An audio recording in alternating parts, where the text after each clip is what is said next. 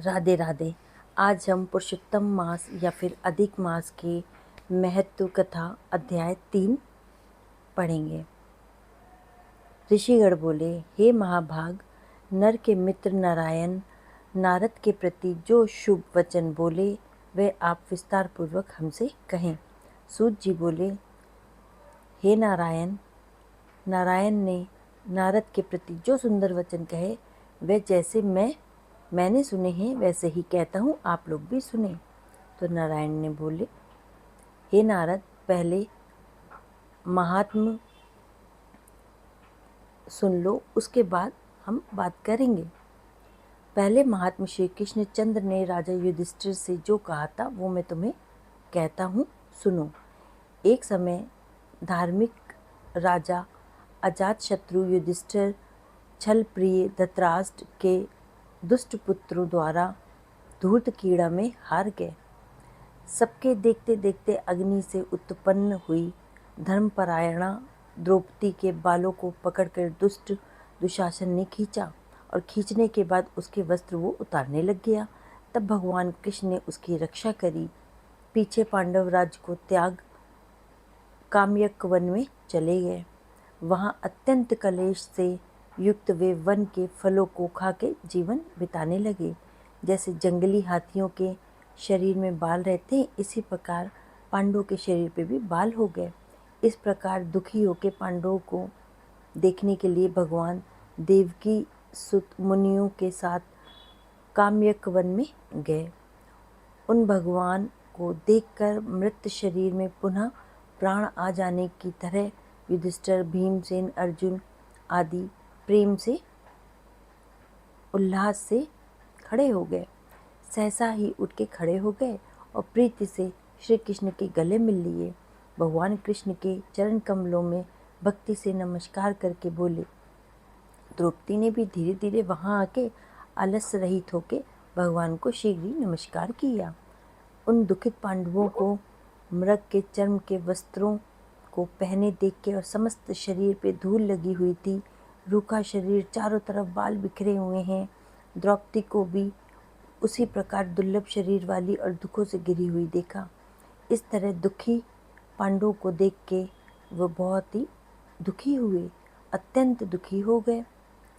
भक्त वत्सल भगवान धृतराष्ट्र के पुत्रों को जला देने की इच्छा से उन पर क्रुद्ध हुए और विश्व के आत्मा बाहों को चढ़ा गुरेर को देखने वाले करोड़ों काल के कराल मुख की तरह मुख वाले धधकती हुई प्रलय की अग्नि के समान उठे हुए, होठों को दांत के नीचे जोर से दबा के तीनों लोगों को जला देने की तरह ऐसे उद्धृत हुए जैसे श्री सीता के वियोग में भगवान रामचंद्र को रावण पे क्रोध आया था।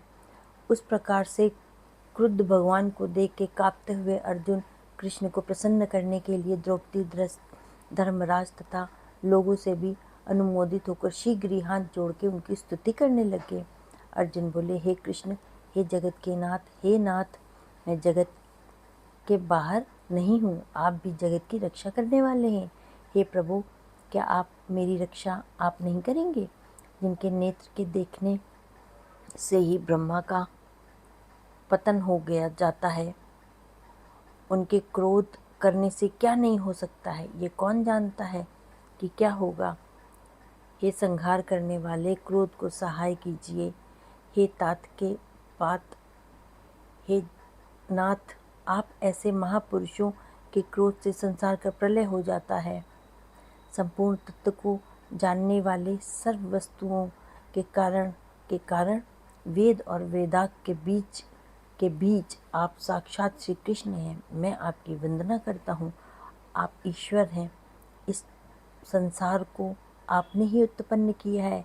सर्वमंगल के मांगल्य हैं और सनातन के बीज रूप हैं। इसीलिए एक के अपराध से अपने बनाए हुए समस्त विश्व का आप नाश कैसे करेंगे? कौन भला ऐसा होगा जो मगरमच्छों को जलाने के लिए अपने ही घर को जला देता हो? तो श्री नारायण बोले, दूसरों की वीरता को मर्दन करने वाले अर्जुन ने भगवान से इस प्रकार निवेदन किया और प्रणाम किया। सूत जी बोले, श्री कृष्ण ने अपने क्रोध को शांत किया और स्वयं भी चंद्रमा की तरह वो शांत हो गए। इस प्रकार भगवान को शांत देख के पांडव स्वस्थ हो गए। प्रेम से प्रसन्न मुख और प्रेम से भरे हुए सब ने भगवान को प्रणाम किया और जंगली कंद मूल फल आदि से उनकी पूजा की। नारायण बोले, तब शरण में जाने योग्य भक्तों के ऊपर कृपा करने वाले श्री कृष्ण को प्रसन्न जान के विशेष प्रेम से भरे हुए नम्र अर्जुन ने बारंबार नमस्कार किया और जो प्रश्न आपने हमसे किया है वही प्रश्न उन्होंने श्री कृष्ण से कहा। इस प्रकार अर्जुन का प्रश्न सुनकर श्री कृष्ण क्षण मात्र मन में सोच के अपने प्यारे पांडवों को व्रत को धारण की हुई द्रौपदी को आश्वासन देते हुए उन्होंने बोला, श्री कृष्ण पांडवों से हित कर वचन बोले। श्री कृष्ण बोले, हे राजन, हे महाभाग, हे विभत्सो, अब मेरा वचन सुनो। आपने यह प्रश्न अपूर्व किया है। आपको उत्तर देने में मुझे उत्साह नहीं हो रहा है। इस प्रश्न का उत्तर गुप्त से भी गुप्त है, ऋषियों को भी नहीं विदित है। फिर भी हे अर्जुन मित्र के नाते अथवा तुम हमारे भक्त हो, इस कारण से हम कहते हैं। हे सुव्रत, वह जो उत्तर है वह अति उग्र है, अतः क्रम से सुनो। चैत्रादि जो 12 मास निमेष महीनों के दोनों पक्ष, घड़ियाँ, प्रहर, त्रिप्रहर, 6 ऋतुएं और मुहूर्त, दक्षिणायन और उत्तरायण, वर्ष, चारों युग, इसी प्रकार तक जो काल चलता है, यह सब और नदी, समुद्र, तालाब, कुएं, बावड़ी, सोते, लता, औषधियाँ, वृक्ष, बांस आदि पेन, वन की औषधियाँ, नगर, गांव, पर्वत, पुरियाँ, ये सब मूर्ति वाले हैं और अपने गुणों से पूजे जाते हैं। इनमें ऐसा कोई अपूर्व व्यक्ति नहीं है जो अधिध्राष्ट्र देवता के बिना रहता हो। अपने अपने अधिकार में पूजे जाने वाले ये सभी फल को देने वाले हैं। अपने अपने देवताओं के युग में महात्म से ये सब सौभाग्यवान हैं। हे पांडुनंदन, एक समय अधिमास उत्पन्न हुआ।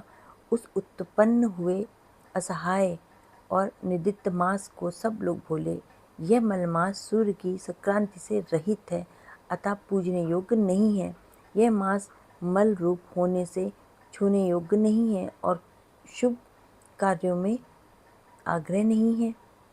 इस प्रकार के वचनों को लोगों के मुख से सुन के यह मास बहुत ही ज़्यादा दुख से घिरा हुआ और अति खिन्न मन, चिंता से भी ग्रस्त मन होके दुखी हृदय से मरने योग्य सन्न की तरह हो गया। फिर वह धैर्य धारण करके मेरी शरण में आया। हे नर, वह कुंड भवन में जहाँ मैं रहता था वहाँ पहुँचा और मेरे घर में आके मुझे परम पुरुषोत्तम को इसने देखा। उस समय अमूल रत्नों से जड़ित सुवर्ण के सिंहासन पर बैठे मुझे देख के ये भूमि पे दंडवत होके हाथ जोड़ के नेत्रों से परापर आंसुओं की तरह धारा बहाता हुआ धैर्य धारण कर गदगद वाणी से बोला। सूत जी बोले, इस प्रकार महामुनि बद्रीनाथ कथा कह के चुप हो गए। तब नारायण के मुख से कथा सुन भक्तों के ऊपर दया करने वाले नारद मुनि पुनः बोले। नारद बोले, इस प्रकार अपनी पूर्ण कला से विराजमान भगवान विष्णु के निर्मल भवन में जाके भक्ति द्वारा मिलने वाले, जगत के पापों को दूर करने वाले, योगियों को भी शीघ्र न मिलने वाले, जगत को अभय दान देने वाले ब्रह्म रूप मुकुंद जहाँ पर थे, उनके चरण कमलों की शरण में आया हुआ अधिमास क्या बोला। इस प्रकार से अध्याय 3 यहीं पे खत्म होता है। ओम नमो भगवते वासुदेवाय। मेरे चैनल को लाइक, शेयर और सब्सक्राइब करिएगा। धन्यवाद।